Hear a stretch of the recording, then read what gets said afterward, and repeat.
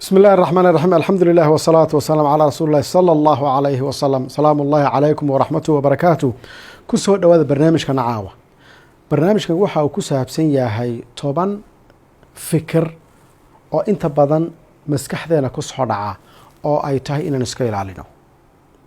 10 kan fikir runtii waa 10 fikir oo haddii aad ku dhaqanto noloshaada runtii saameyn weyn ku yeelanaya waliba saameynta ku samaynayana waa saameyn aan wanaagsanayn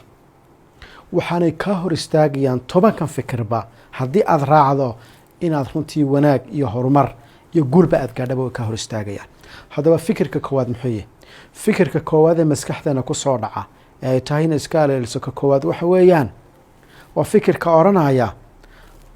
dadku waa inay wada jeclaadaan dadku waa inay wada amaanaan dadku waa inay aniga dhiirigeliyaan fikirka nooca oranaya dad badan baa fikirka noocaas aaminsan oo aaminsan dadka oo dhan inay raali ka wada noqdaan dadka oo dhan ay wada jeclaadaan dadka oo dhan iyaguna ay xiiseeyaan arrintaasi sax maaha noloshan adduunka inta la joogo arrintaas arrin dhici karta maaha ina bini aadanka ama dadka la nooshahay dhammaantood ay ku taageeraan oo ku jeclaadaan aad bay u adagtahay ilaahay subxaanahu wa tacaala cid ka weyni ma jirto haddana ilaa hadda bani aadan baa jira ilaahayba aan qarsanayn maxaa taa ka weyn ilaahay abuuray dadka aan ogolayn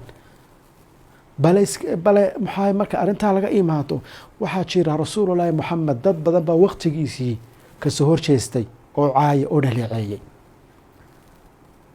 bal adiguna isweydii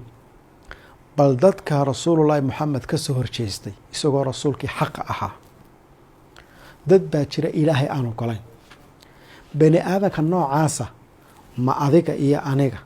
oo inta badan qaladaad iska leh ayaad ka filanaysaa inay markasta ku ammaanaan oy markasta ku taageeraan aad buu adagtay daawada markaa maxaa laga raba xalku muxuu yahay xalku wuxuu yahay wixii aad wanaag aada u arkayso samee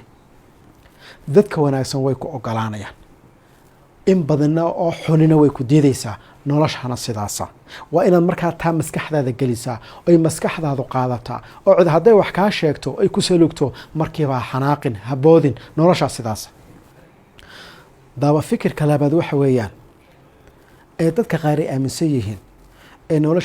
nolosheena dhib u keenaya waxa weeyaan fikirka oranaya haddii aanan waxqabad weyn la iman qof jira ma ihi dadka qaar baa aaminsan haddii waxqabad weyn aanay samaynin oo horumar weyn oo la taaban kara aanay soo kordhin inaanay waxba qaban arrintaasi sax maaha sax maahoo waxa weeyaan noloshaada oo dhan bay arrintaasi haddii aada yeelato ay cadibaysaa sababtu waxay tahay innaga waxaa laynaga rabaa qofka inuu dadaalo horumar sameeyo ahdaaf iyo goolis iyo uu dhigto ujeedeen uu yeesho uu u halgamo ahdaaftiisa laakiinse inaad gaadho